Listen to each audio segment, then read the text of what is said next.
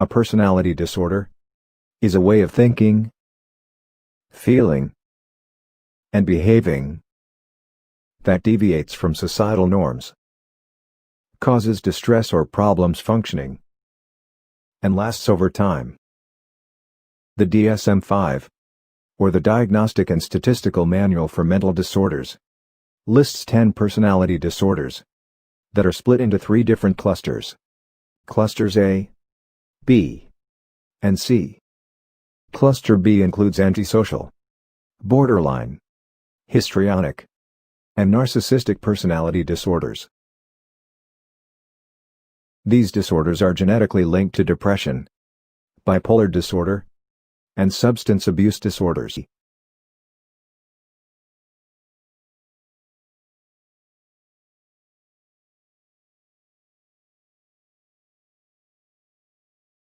Our main focus in this video is antisocial personality disorder.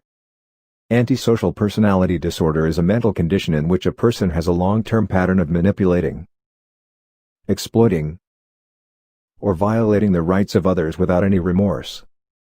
This behavior may cause problems in relationships or at work, and is often criminal.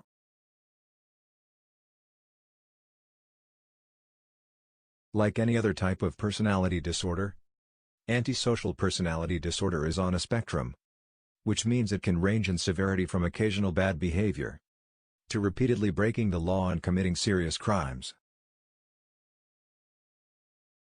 Psychopaths are considered to have a severe form of antisocial personality disorder. It is important to note that psychopathy and sociopathy are not diagnostic terms used by psychiatrists. To be diagnosed with antisocial personality disorder, a person must be over 18 years of age, have a history of conduct disorder, and their symptoms cannot be a part of a schizophrenic or manic episode. On top of that, at least 3 of these criteria must apply.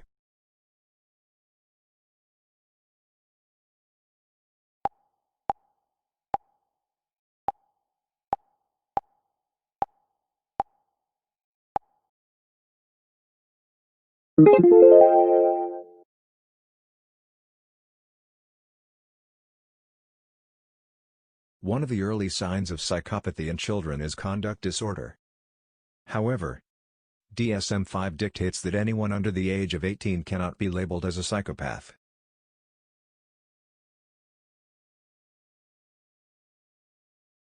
According to research, conduct disorder increases the possibility to have a diagnosis of antisocial personality disorder and psychopathic personality as an adult. Conduct disorder refers to a group of repetitive and persistent behavioral and emotional problems. Conduct disorder is characterized by aggressive, destructive and deceitful behavior and disregard for rules. Animal cruelty, love for arsons, lying without remorse, bullying, and insensitivity are all signs that indicate a possibility of a child growing up to become a psychopath. Children with psychopathic traits don't demonstrate fear as easily as their peers, and they don't sense stress at the same level. They have no idea what compassion is. People with antisocial personality disorder are incredibly charismatic. They can turn on the charm on unsuspecting people to either manipulate them or bail out of problematic situations.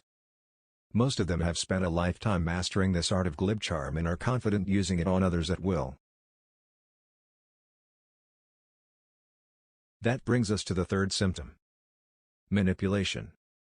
Those with antisocial personalities will manipulate people for material items, power, revenge, and a wide variety of other reasons. They exploit vulnerabilities like naivety, low confidence, emotional dependency, blurry sense of identity, lack of assertiveness, fear of negative emotions and addiction to earning others' approval in order to manipulate others.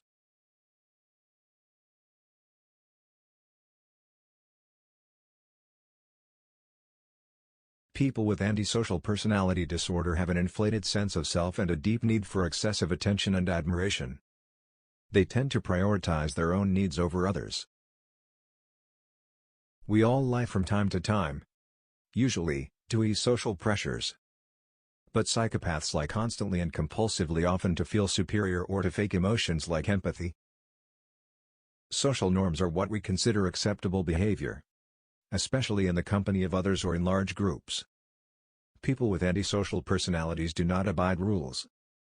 They regard themselves as generally superior and above not only social norms, but often the law. One of the defining factors of antisocial personality disorder is lack of empathy. People with antisocial personality have almost no capacity for empathy. They do not think about or feel for another person's suffering. Lack of impulse control can manifest itself as failure to plan ahead or to think about the long-term consequences.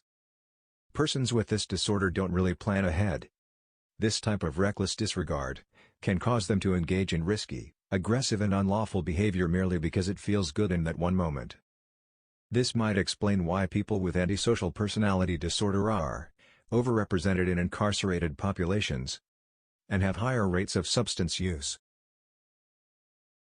Individuals with antisocial personality disorder typically fail to show remorse or guilt and never accept responsibility for any of the harm that they cause. They are able to disassociate emotionally from their actions regardless of how terrible those actions may be. Obsessive behavior is also common amongst these people. They often obsess over others and use tactics such as stalking, cyberbullying, and generally creating drama. They may become transfixed by certain objects that they feel they just must have.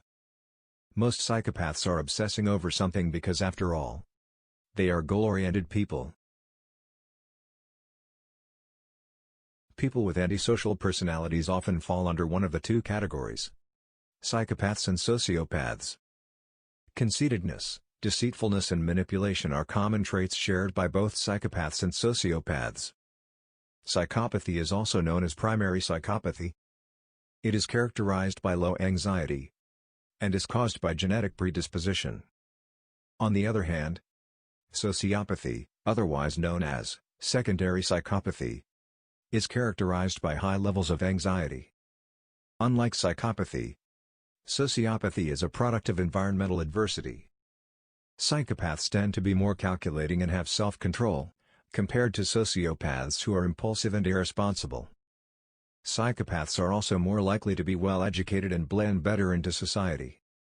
According to research, CEOs, lawyers, surgeons and police officers are professions with higher percentages of psychopaths. Meanwhile, sociopaths have trouble holding down jobs. Psychopaths feel zero empathy, so it's impossible for them to form meaningful relationships, unlike their counterparts who have at least a slim chance at developing meaningful emotional connections. Psychopaths know that they should be feeling something, but they just don't feel it. This could be why they spend their whole lives faking emotions that are appropriate for each situation. It has been studied that the region of the brain that is responsible for impulse control and emotion is underdeveloped in psychopaths.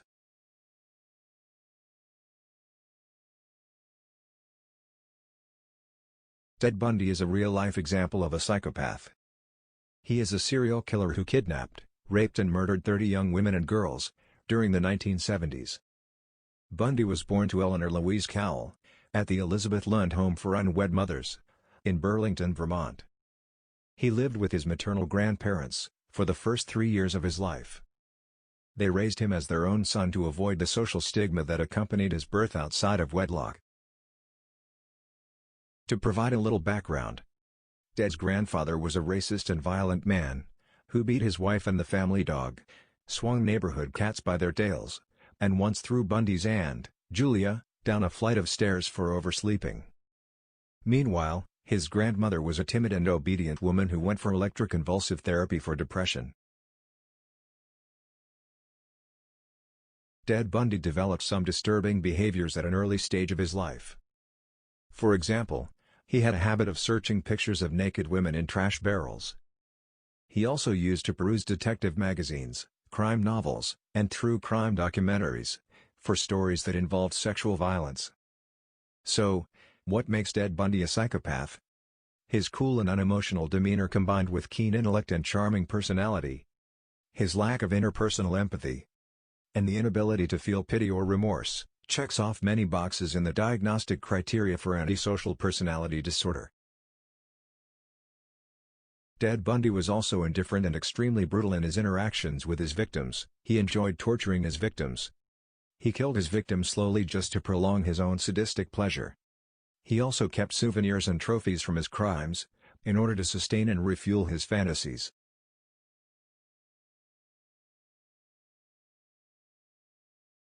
But psychopaths and sociopaths don't always grow up to become serial killers and con artists.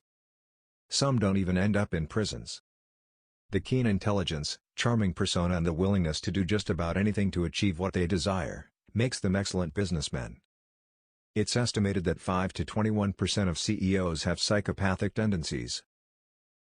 Antisocial personality disorder is one of the most difficult types of personality disorders to treat because a person with antisocial personality disorder may also be reluctant to seek treatment.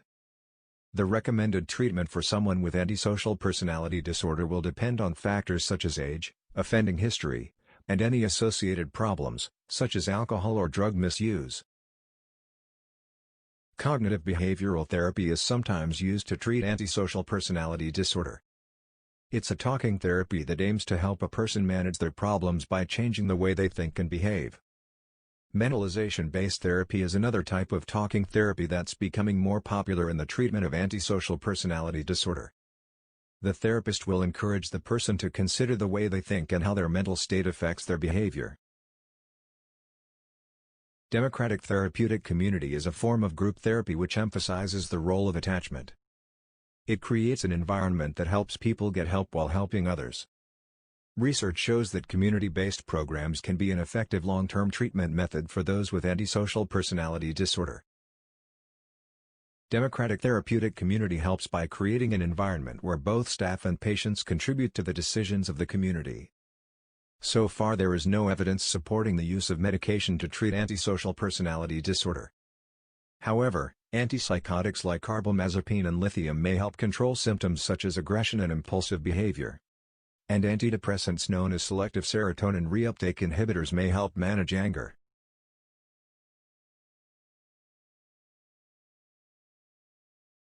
Thank you.